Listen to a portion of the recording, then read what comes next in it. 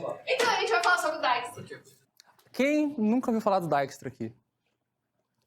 Legal, bacana. Os calores. Tá vendo aquela fila lá? Os calores. Então, é legal falar do Dijkstra porque todo mundo, pelo menos, já ouviu falar do Alan Turing, né?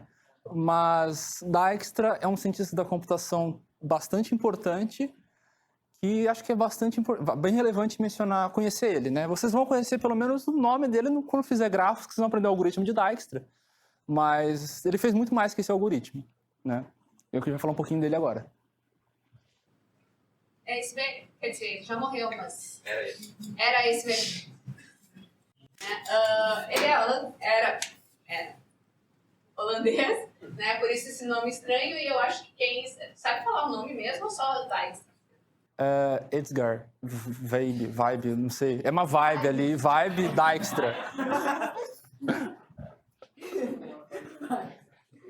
Mas tu aprendeu com o holandês como é que se falava exatamente? Sim, eu conheci um holandês chamado Robin Dijkstra, que daí ele tem uma coisa na garganta que faz o som perfeito, mas a gente, porque é brasileiro, não tem essa coisa na garganta que faz o som.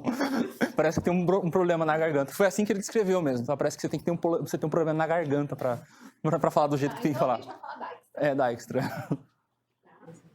Ele viveu 72 anos, tá ok? Não.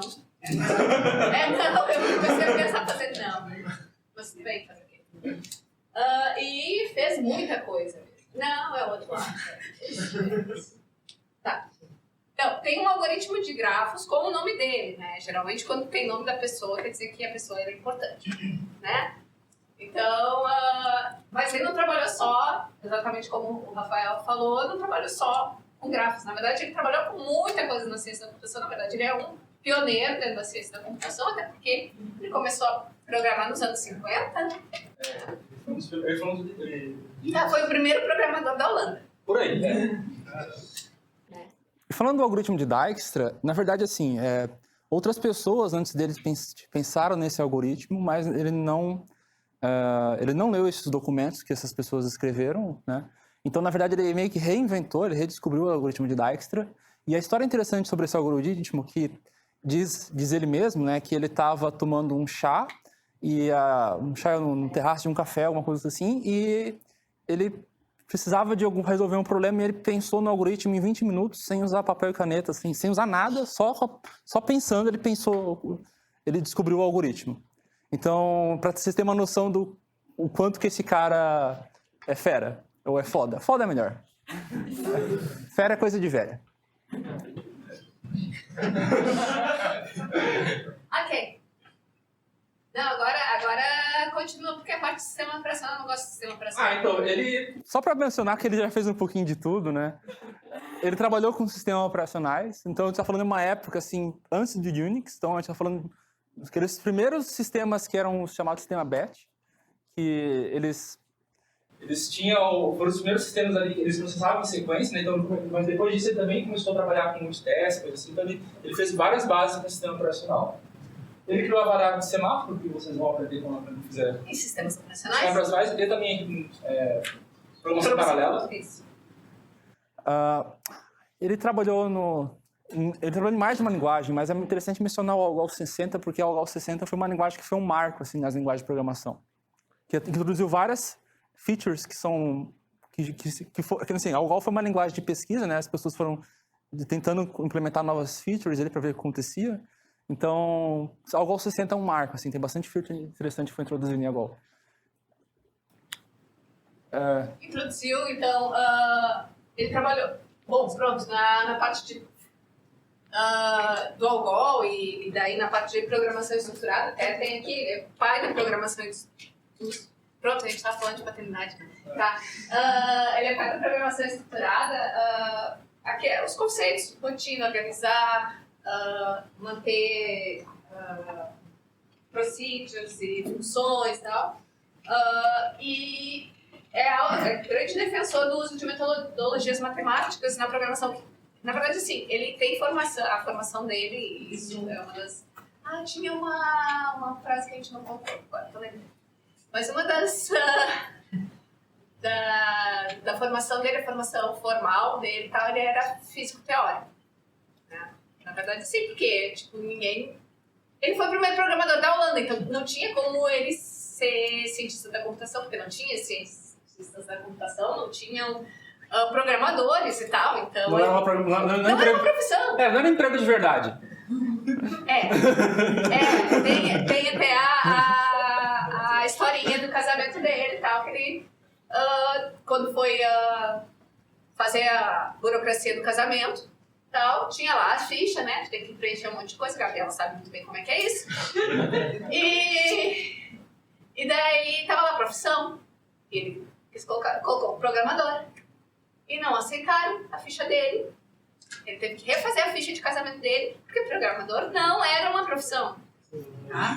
Não era, atenção pro tempo verbal, calma, crianças. O meu funcionou, tudo bem. Só. Tá? Então, a Gabriela casou com um programador.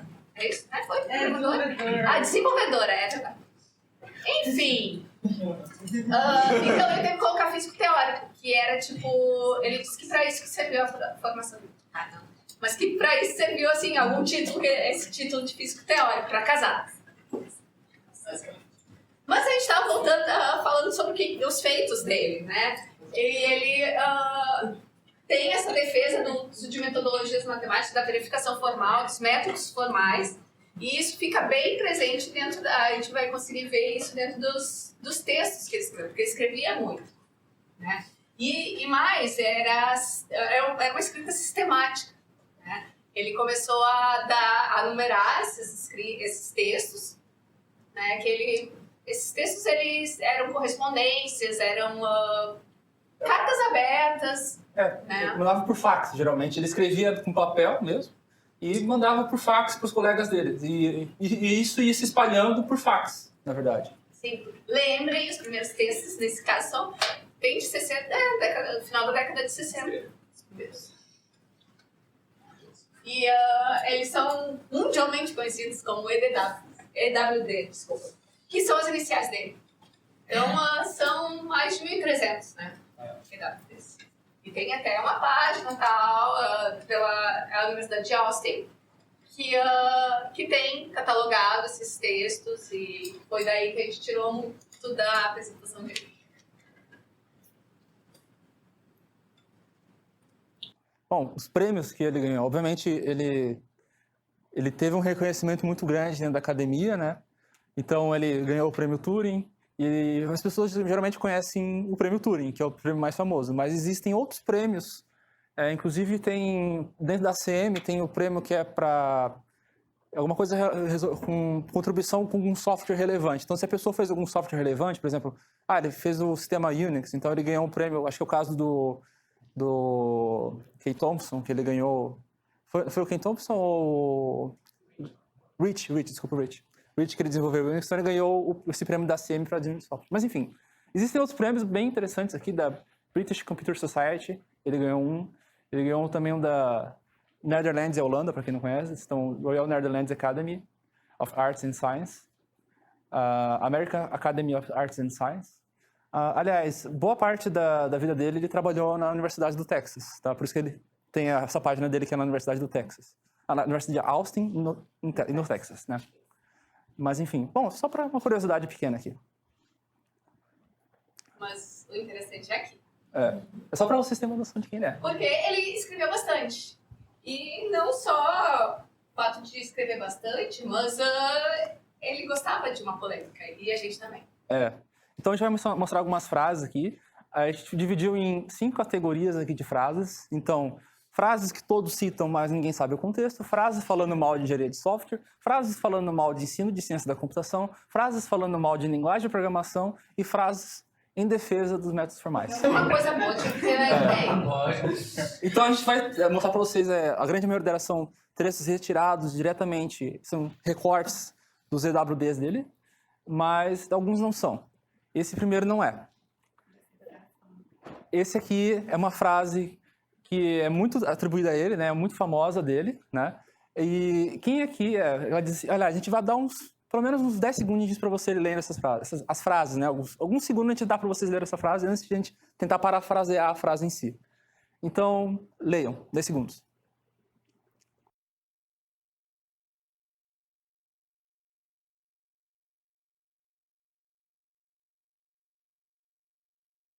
Então, a gente vai parafrasear essa frase em português. Então, que ela diz que ciência da computação não é, tanto sobre computadores quanto astronomia é sobre telescópios. Essa frase, atribuída a Dijkstra, não é do Dijkstra. Né, eu quero perguntar para você, essa frase, na verdade, é desse cara Michael R. Fellows, que ele publicou num texto sobre Trying to Get Children to Excite About Computer Science. Bom, na verdade, esse cara, ele conhecia o Dijkstra, ele conversou com o Dijkstra, então provavelmente essa frase que esse Michael escreveu é uma coisa que o Michael parafraseou do Dijkstra, talvez, mas não dá para ter certeza. O fato é, essa frase, especificamente essa frase, do jeito que tá nesse artigo. Então, bom, eu quero perguntar para vocês, quem aí já citou essa frase em algum lugar? Eu já citei. Pô, ninguém citou. Droga, só eu. E tu atribuiu ao Dijkstra? Sim, mas deixa eu explicar. Tem um porquê. Essa atribuição equivocada é bem antiga, então eu esqueci de verificar. Sim, mas... em 93 que apareceu essa frase, na época não tinha internet, o pessoal não sabia que o pessoal colocava assim as frases do tipo, internet, não sei o quê, Albert Einstein. Xavier, foi uma parada meio assim. E o problema é o seguinte, as pessoas foram fazendo apudes disso e foi indo. Então... ficou uma... Tu acreditou? Acreditei, porque eu fiz uma apude ali, né? Eu fiz uma citação da situação. Mas enfim. Tá. Leiam isso aqui. 10 segundos tá bom, né?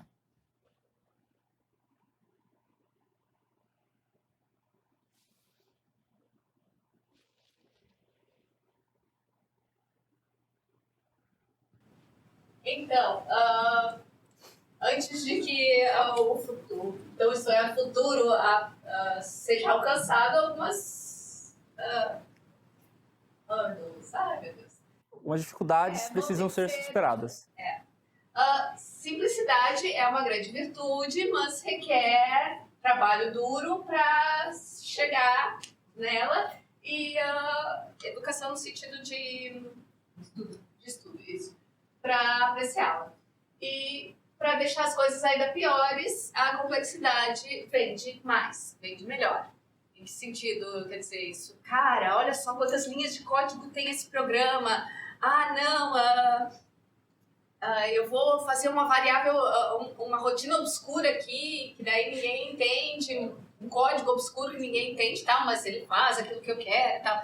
Então, tu vende teu trabalho como um trabalho bem mais complicado, afinal de contas.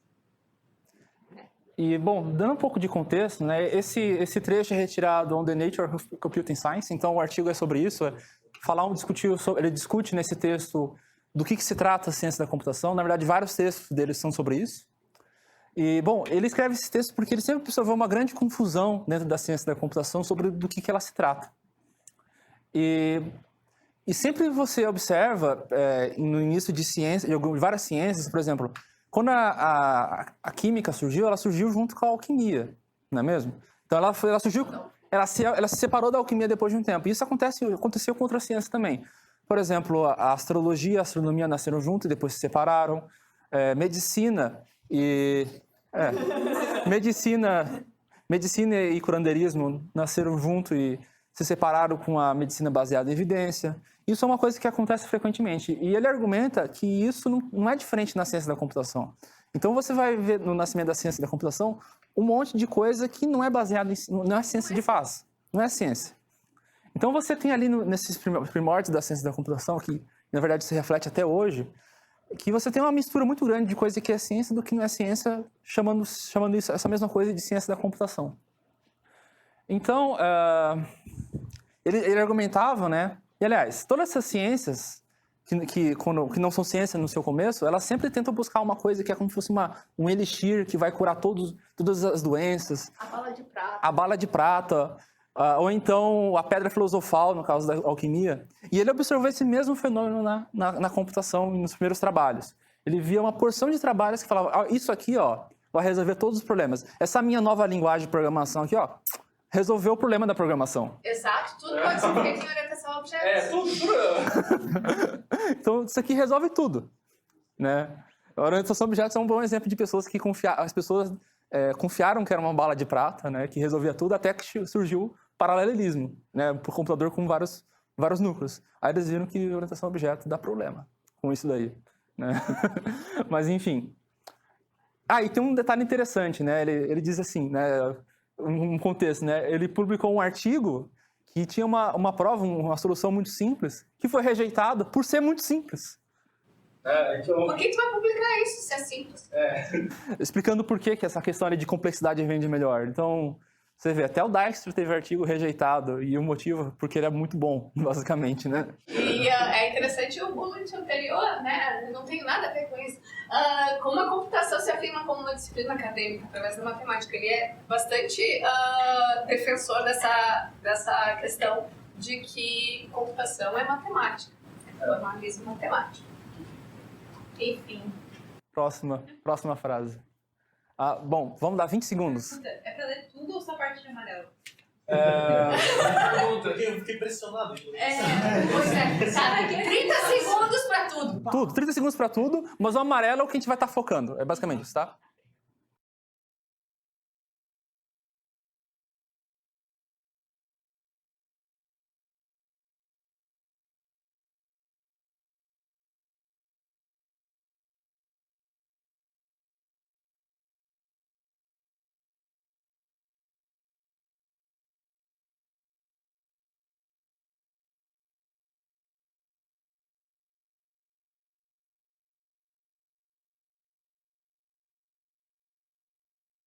Então, eu acho que eu vou parafrasear essa, então. Então, ele está falando ali no começo que mesmo os criadores, os pais da ciência da computação, que ele atribuiu nesse caso a John von Neumann e também a Alan Turing, o von Neumann ele é um matemático que trabalhou em uma porção de coisas, então ele trabalhou nos primeiros computadores, inclusive. Arquitetura, que bom. A arquitetura de von Neumann. Mas ele é um matemático que tem vários trabalhos bem importantes na matemática. Mas, enfim... o Alan Turing, quem já, pelo menos já ouviu falar, o Alan Turing também, ele é o pai da inteligência artificial. E ele questionava se computadores poderiam pensar, se máquinas poderiam pensar. E ele ficava nessa discussão ali nos seus trabalhos e tal, mas que o Dijkstra, ele argumenta aqui que essa questão de se máquinas podem pensar é uma coisa tão relevante quanto se submarinos podem nadar. Né? E, bom, isso é tudo uma questão de como você define o que é pensar e como você define o que é nadar. Então, dada a definição ampla o suficiente, a resposta é sim. Se for uma definição específica do que é pensar, do que é nadar, a resposta é não. Então, whatever. O que se importa? Na verdade, o Dijkstra tinha bastante... tem alguns textos em que ele comenta sobre terminologia, sobre, afinal de contas, como é que a gente deve efetivamente nomear as coisas. Né? E para ele era algo muito complicado essa história de ter partes do corpo, ou família, ou coisa assim dentro de um computador. Para ele eram máquinas. Então, como assim placa-mãe? O computador vai pensar? Tem outras... que dava bastante exemplo, assim, nos meus longos anos de carreira eu já vi códigos que querem, códigos que pensam, códigos que desejam alguma coisa. Desejar coisas Então, existe uma antropoformização dos códigos, né? Que ele critica que essas terminologias, a maneira que você se expressa em Flat está relacionado com como você pensa. Então, e é importante, isso é uma coisa interessante realmente mencionar, porque a gente está falando no comecinho da ciência da computação. E no comecinho da ciência da computação, existia uma massiva confusão do que se trata a ciência da computação. Não que não exista hoje, mas na época era pior ainda, porque você tinha a mídia falando que a computação vai resolver tudo. Você vai ter qual é o nome daquele filme antigo lá que tem aquele I Can Do, David? Sorry, I Can... Odisseia no Espaço, isso. Então você tinha aquela visualização do que seria a inteligência artificial, de que seria daquela forma... Bom, até hoje não é, né? Mas quem sabe um dia, né? Mas enfim, eu tenho medo de falar mais enfim, eu tenho que parar de falar mais enfim.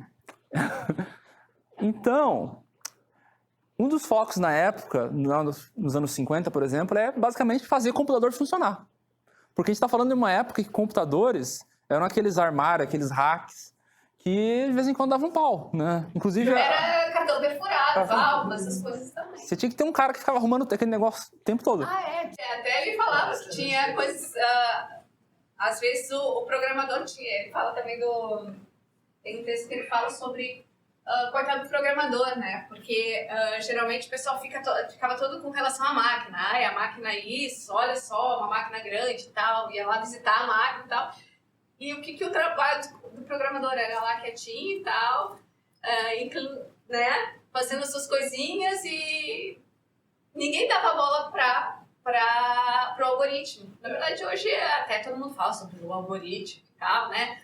Porque a inteligência artificial e o algoritmo. Mas no início não se tinha. Imagina, agora que todo mundo fala sobre... Computação é sobre máquinas, é sobre computadores. Aliás, já observaram a sigla ACM? Qual que é a ACM quer dizer qual que é o significado? Né? Como que é? Alguém sabe? Não, Association for Computer Machinery. Então, associação é Machinery. Machinery que fala, eu acho. Então, para o maquinário da computação. Então, a computação é sobre o maquinário. Então, para vocês terem uma... bom, ela é uma associação bem antiga, né? O British Computer Society. É a Sociedade Britânica de Computadores. É de computadores. Então, vocês param para pensar, pô, até os caras que fundaram essas grandes associações estavam confusos. Computer Science. Ciência de computadores. A gente que traduziu bem. Não, de fato, a gente traduziu ciência da computação, que é o que o Dijkstra usa muito. Eu fui por lá. O Dijkstra usa computing science. The threats to computing science. É bem diferente. Ele não usa computer science, ele usa computing science.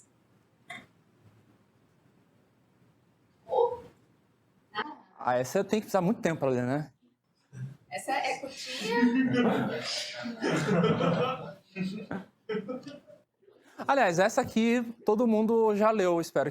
Aliás, acho que os calouros ainda não conhecem. Não. Mas uma hora vocês vão ter que ler isso. Não pega os calouros hoje.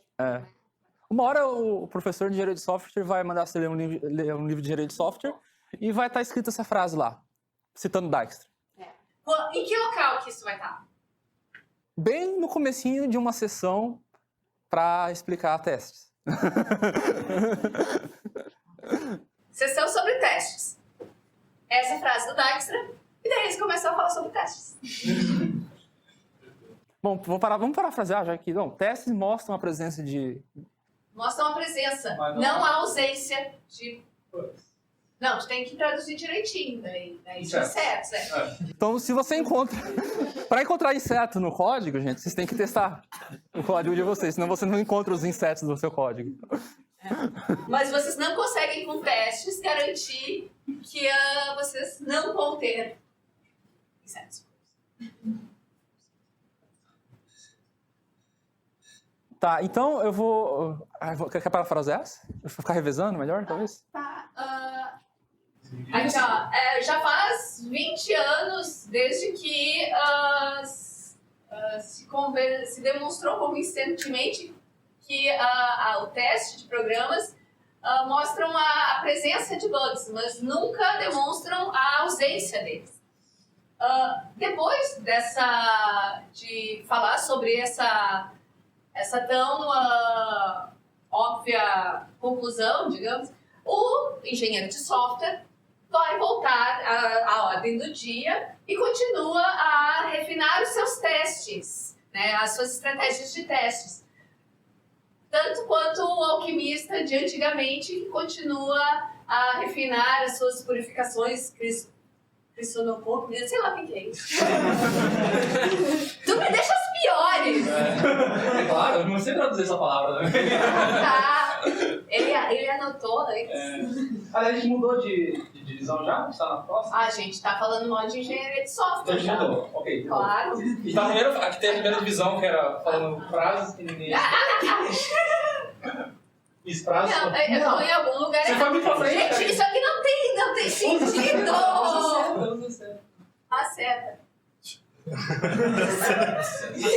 tô me vingando daquele meu colóquio que tu fez externo. Então tá. E você falar agora? Não, a gente tá falando aqui, ó. Isso aqui é justamente o livro de engenharia de software falando sobre testes. É legal, ele já, cara, é um visionário. Ele é um visionário. Porque nisso aqui, ele já diz, olha só que legal. Eles vão me citar, dizendo que testes mostram a presença, não a ausência de bugs. E depois vão falar sobre testes. E tu vai continuar fazendo testes. E o que você vai fazer? Testes. Unit tests. Eu acho que aqui vale a pena mencionar, mencionar um pouquinho a respeito desse nome engenharia de software. O Dijkstra, ele achava esse nome Vai mencionar depois? Acho que... Tá, depois eu falo disso, então. Mas o ponto é, programas não funcionam como máquinas, né? Programação não é uma engenharia. Então, aqui na engenharia é muito comum você realmente fazer testes, né? Por exemplo, o cara vai levantar um prédio, ele faz o teste dos materiais para aquele prédio que ele está levantando, né? Isso é uma prática comum. Só que segundo o Dijkstra, isso não faz sentido no desenvolvimento de software, porque quando você desenvolve um software, quando você testa o software, você faz testes que são números finitos de testes, né? E o programa, em tese, ele tem infinitas contáveis possíveis entradas. E não tem como você testar tudo isso. Porque é infinito, né? Ia demorar um tempo infinito para testar tudo, obviamente. Exato. Então, ele defende que, na verdade, não é o teste que se precisa, e sim, se precisa da prova. Então, é matemática para ter certeza que o teu programa efetivamente funciona. Tu precisa provar que esse programa está correto. Vamos dar um pouquinho de tempo para vocês lerem essa. Começa a partir de It is Economics. Eu já explico o sangue. Já explico o sangue. Já explico o sangue. Mas eu achava que era bem.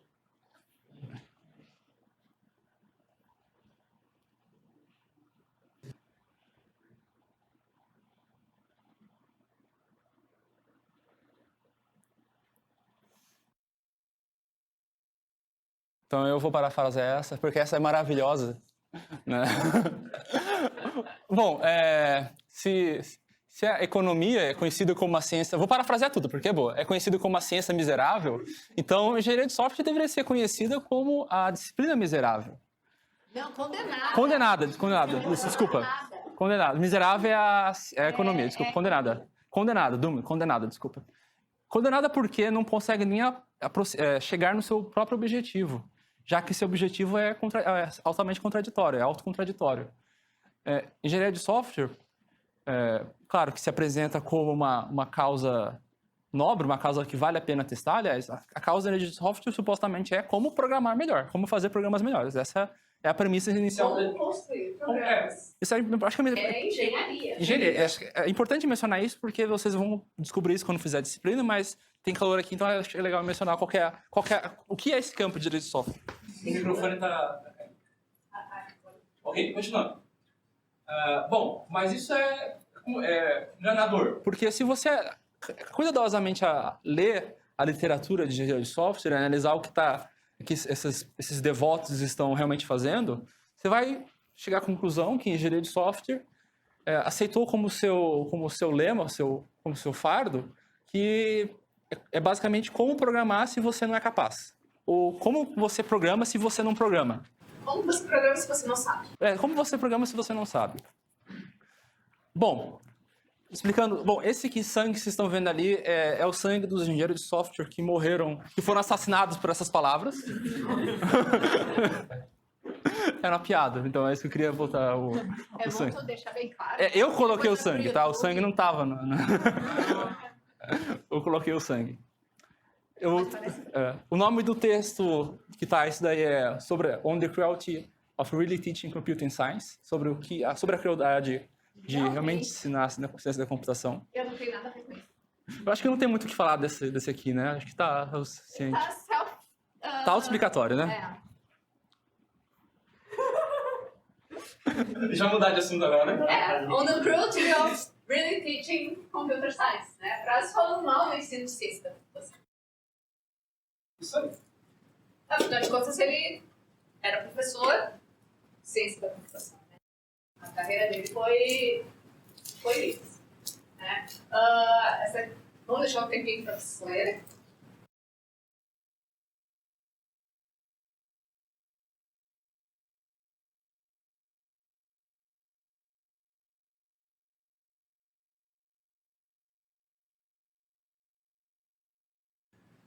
Eu vou parafrasear.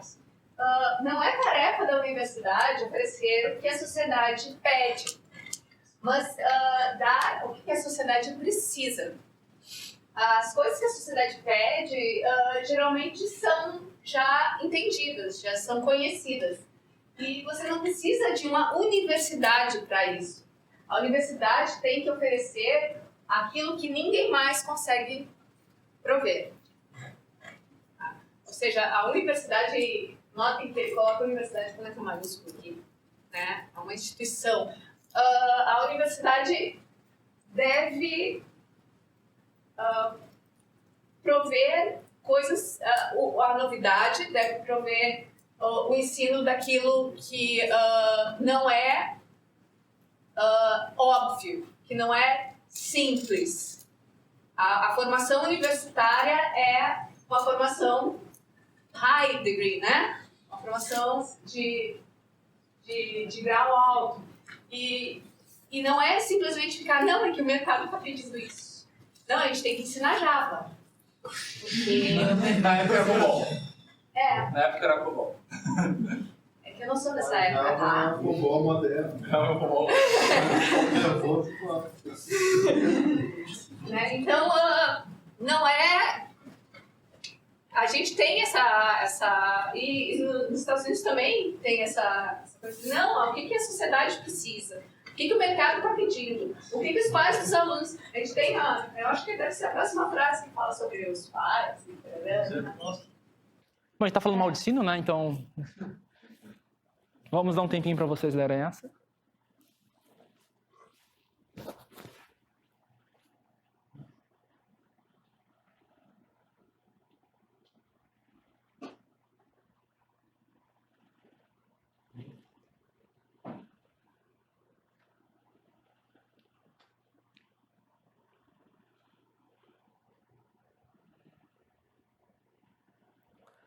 Acho que tá bom o tempo. Vou parafrasear, então. Bom, o problema com as políticas educacionais é que elas raramente são influenciadas por fatos científicos, né, que são derivados do tópico que está sendo ensinado.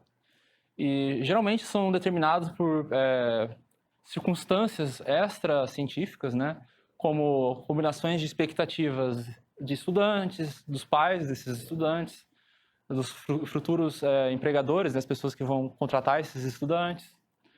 E, geralmente, o que fica se sobrepõe sobre a visão do que a universidade quer, né? Aquilo que a universidade, the role, nesse caso, no papel que a universidade deveria desempenhar. Né? E isso até mesmo pode ser usado como universidade como um todo, mas ele estava falando sobre a ciência da computação em si, né? Cada um ficar puxando... Isso é normal também, né? Cada um fica puxando a sardinha para o seu lado. Mas o que é efetivamente ensinar computação? O que é a computação e o que deve ser ensinado e qual é o foco desse ensino? Bom, acho que pode passar para o próximo. Se vocês quiserem falar também, a coloca também é debater, então vocês podem parar no meio, então, senão a gente depois conversa. Mas é legal falar. Essa aqui é bem bacana também. Frases falando mal de linguagem de programação. Infelizmente, as linguagens de programação aqui são umas linguagens meio antigas, porque é da época dele, era o que estava na moda na época, mas é legal o que ele fala sobre elas. Porque assim, o Dijkstra, ele tem um humor brutal. Ácido. Um humor ácido, Que, assim, ele não consegue falar bem de você. Você tem uma pergunta? Não? Ok. Você fez assim. Joinha. Hã? Mas vamos lá. Essa aqui tá bem pequenininha. Espero que vocês consigam ler. Mas leiam, por favor, se der. Tempinho.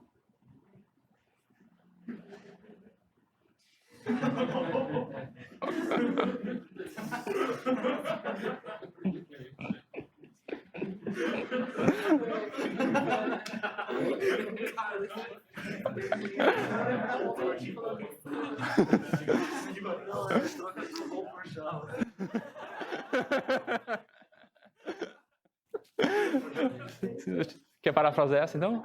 É praticamente impossível ensinar programação decentemente, né? Good programming, a estudantes que tiveram uma exposição primária ao BASIC, né? Uma exposição inicial ao BASIC. Como potenciais programadores, eles estão mentalmente mutilados além da esperança de regeneração. O uso de COBOL confunde a mente. Ensinar COBOL deveria, portanto, ser distinguido como uma ofensa criminal. Então, o que ele, nesse texto, ele está falando, que eu esqueci de botar o título do texto aqui, ele está falando a respeito de como que linguagens de programação influenciam a forma que a gente pensa. Né? Então, nesses dois casos, ele achava que isso estragava o programador além da recuperação. Go to programmers. Na verdade, cripple é aleijar, então seria tipo mente pior aleijada. ainda, né? Deixa a mente aleijada. Aleja. É que aleja a mente É bugado. Aleja. Bugamente. Certamente. Incapacita? incapacita, boa. Incapacita. Bom, vamos ler essa. Né? Vou dar um pouquinho de tempo para vocês. Não chora.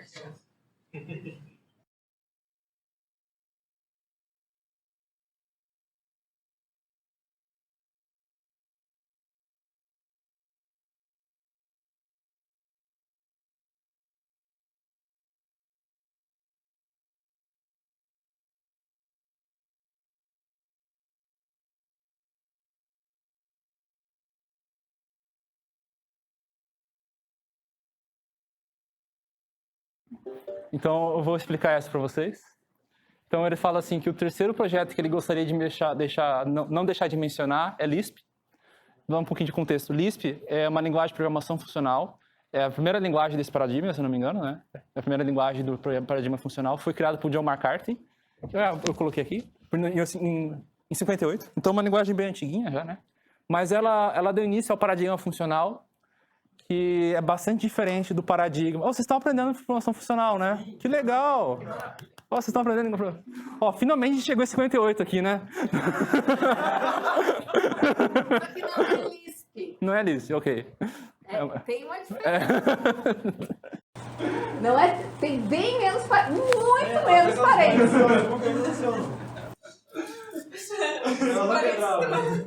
Então ele fala que é um empreendimento assim de natureza completamente diferente, com poucos princípios básicos na sua fundação e mostrou uma notável estabilidade, né? Além disso, Lisp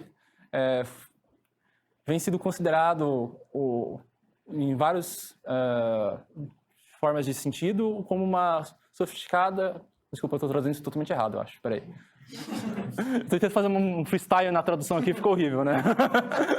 Além disso, o Lisp has been carried for the considerable number of things in a sense of almost... Está carregando várias aplicações. Ok. Várias aplicações mais sofisticadas... Foda-se essa parte. Essa parte tá difícil de traduzir. Bom... Lisp vem sido brincosamente, jacosamente descrito como o jeito mais inteligente de usar errado um computador. Eu acho essa descrição um ótimo elogio, né, porque transmite todo o sabor da libertação. Vem assistido um número... cita a number of the most gifted. Tem ajudado um grande número de pessoas inteligentes em pensar coisas, nunca pensadas, pensamentos antigamente, que antes eram impossíveis. Nunca pensados antes. Bom, Isso está no The Humble Programmer, que é um dos... É o discurso da aceitação do prêmio Turing dele. É o discurso do prêmio Turing dele de 1971. Ele falou isso no discurso do prêmio Turing. Sim. Meu Deus. Meu Deus. Tá, bom. Interessante que, mesmo para elogiar, ele consegue ofender, né? Eu acho muito bacana isso. Assim, se tu pensar bem, assim, Lisp é muito diferente. Ainda mais assim, a gente está falando de 1972, Lisp foi criado em 58, então espera um pouquinho até começar a ser usado e tal, não sei o quê. E é completamente diferente da programação estruturada. Completamente diferente. Quando ele diz assim, um jeito, pensamentos antes impossíveis de imaginar, é porque é um jeito diferente, de fato, de pensar. Então... Bacana. Agora, frases em defesa dos métodos formais. Que tem que falar bem de alguma coisa, né? Não dá para falar só mal. De alguma coisa que realmente é interessante, tu não acha? Vamos lá. Um tempinho para vocês pensarem mais uma vez.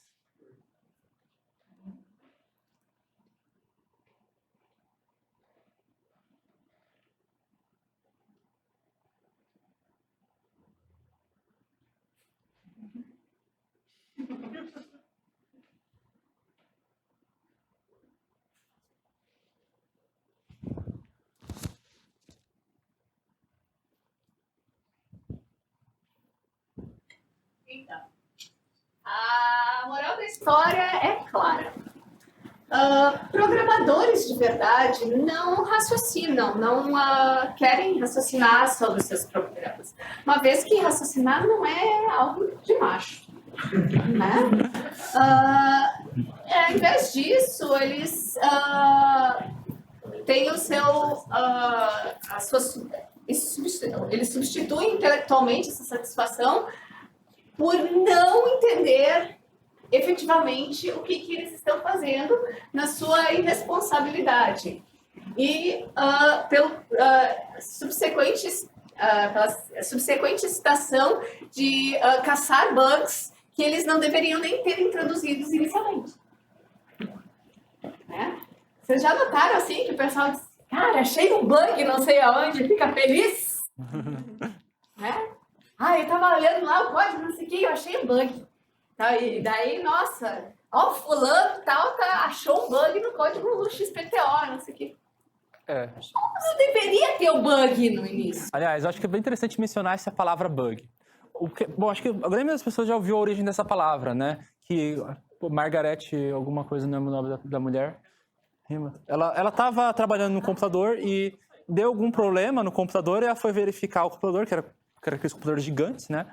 Com várias partes mecânicas, ela viu que o inseto tinha entrado lá e causado o problema. Então, daí veio isso a origem da palavra bug. Então, o mau funcionamento do computador tinha sido devido a um inseto que tinha entrado no computador. E o termo pegou. Aí, esse termo pegou, né? E começou a substituir a palavra erro. E é interessante que, se você parar para pensar como que essa terminologia molda a forma que a gente pensa, porque um bug é uma coisa que entrou no nosso programa, a gente estava olhando pro lado assim... Não tem culpa de um inseto ter entrado lá dentro. Não tem culpa que eu tenho que uma barata entrou no meu código. Eu não tenho culpa disso. Não tem culpa disso. Então a culpa não é minha. A culpa é do inseto que entrou lá no meu código.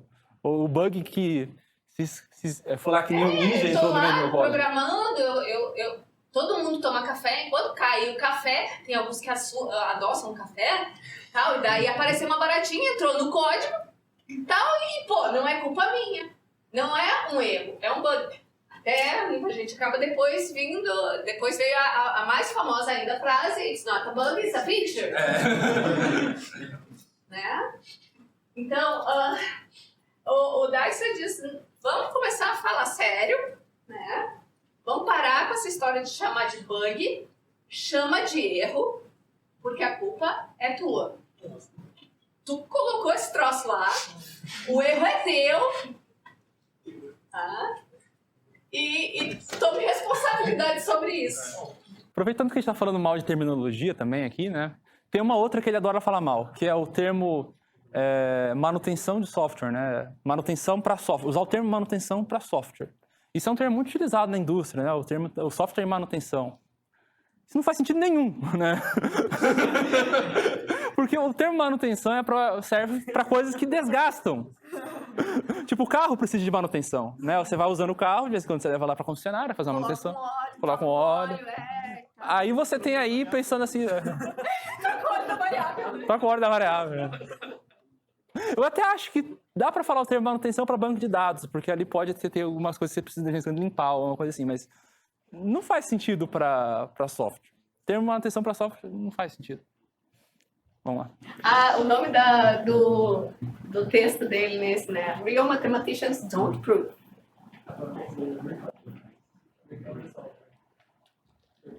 Mais um tempinho para vocês lerem, então.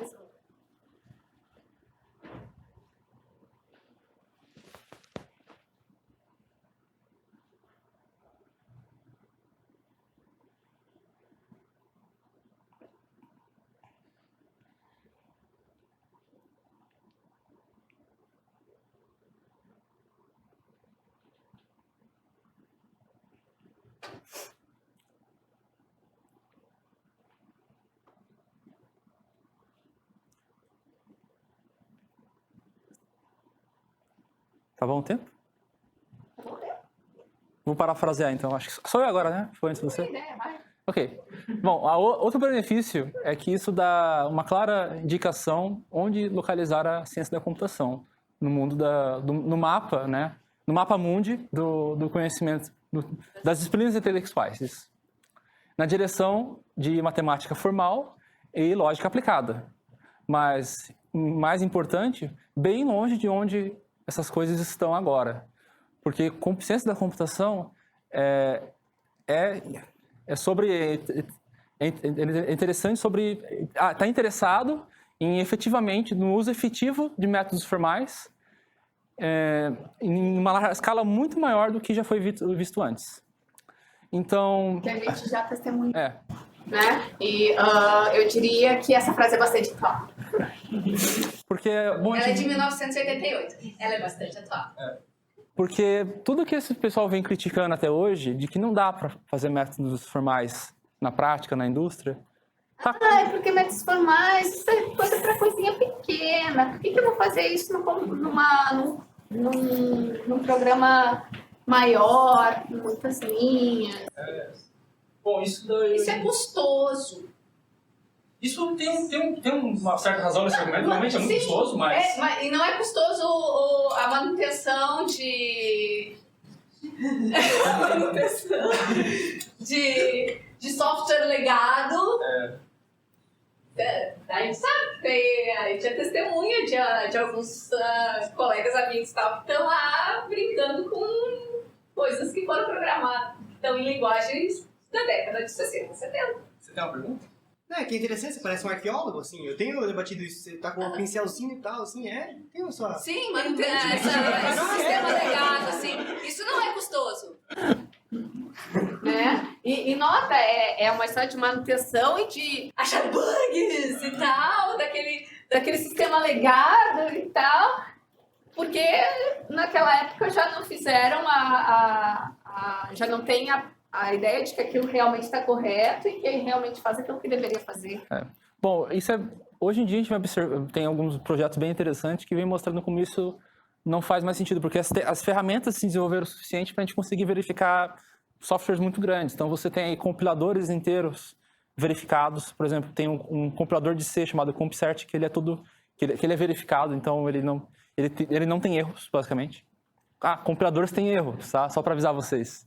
Tem gente que acha que, nossa, esse compilador aqui eu posso confiar com certeza, nunca vai... Imagina, o compilador é uma peça de código mágica, ele pega o meu código e transforma numa coisa executável ali, não sei como funciona, mas é mágico, não vai ter erro ali, né? É mágica. Não, ele é o que transforma o meu código em um programa executável e tal, então ele com certeza está correto. Com certeza. Ele foi feito com muito cuidado e carinho. Bom, e ele está defendendo aí basicamente que programação é sobre elaborar fórmulas matemáticas. Computação é matemática.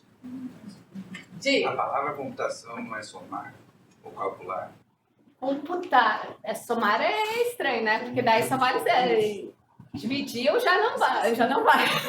É que quando você bota o sufixo ing, computing, que é o que ele gosta de fazer, isso vira um substantivo e não um verbo, né? Mas é computação. É. Tá, mas é a questão de o que é computar. Tá, o que é computação? Computação vem de computar. Inclusive, De processo mesmo mecânico. Inclusive, uma das confusões que se tinha no início da ciência da computação, quando estava naquela época bem dos primórdios mesmo, é que computador basicamente é uma máquina de crunch numbers, né? Que de esmagar número ali. Era isso que era o computador. É uma ferramenta para cálculo numérico. Para fazer cálculo de míssil, coisa assim. Mas o computador não precisa ser uma máquina também. Uma pessoa que está calculando algo num procedimento mecânico é um computador. Então, as primeiras aplicações de computadores não eram essas, né? Você quebrar código, que foi o que, por exemplo, o Alan Turing fez, mas o computador que ele usou lá não era um computador de propósito geral, era um computador só para aquele tipo de quebra de código. Mas computadores, basicamente, são para esmagar número, né? Computadores são manipuladores de símbolos, isso o Dijkstra mesmo. É puramente simbólico. Vamos lá. Opa, esse é grande. Mas não tem problema.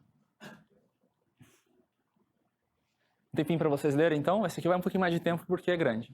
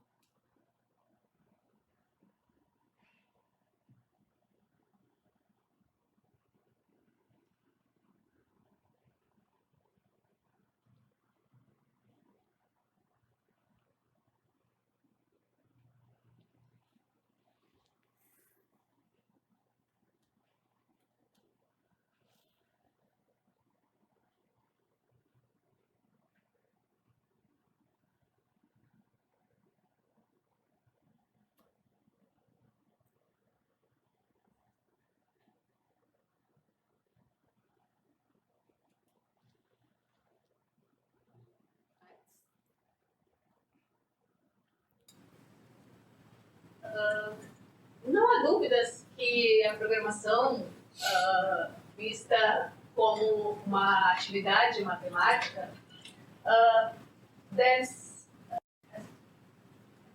ser formal, não totalmente formal. Teoremas matemáticos que são para uso humano são, na verdade, estou bem parafraseando mesmo, são realmente utilizados em uma frequência muito modesta e por matemáticos que são espertos o suficientes, sábios o suficientes para não apelar para um teorema numa situação em que ele, obviamente, não se aplica. Um teorema de um programador em que, dada uma dada repetição, se mantém uma invariante, no entanto, ele aparece com uma frequência muito alta, graças à mecanização que chega facilmente a mais de até 1000 Hz.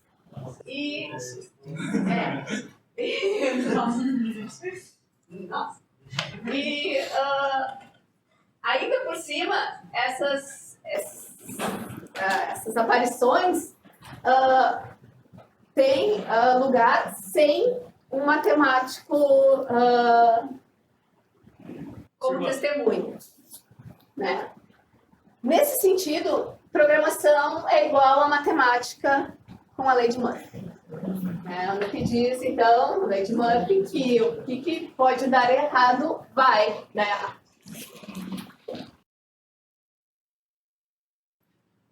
Bom. Que esperança. Bom, Tá todo mundo feliz agora? Então, o que a gente quer dizer para vocês é que se o seu programa pode dar errado, vai dar errado. Se você não provou que ele está certo, você não deve colocar a sua mão no fogo por isso. Então, você tá lá trabalhando na empresa, a Gabriela trabalhando, chega lá o chefe da equipe dela. Tá funcionando, Gabriela? Claro, eu fiz 738 testes unitários. A Virgínia Green. Bom, concluindo, de fato, então, a conclusão que a gente quer chegar realmente... Que a gente quer não, que a gente chegou, de A gente fato. chegou. É, A gente não quer nada, a gente só falando que vai ser... é um fato somente. Nós somos meras ferramentas do Dijkstra aqui. Exato. Então, concluindo...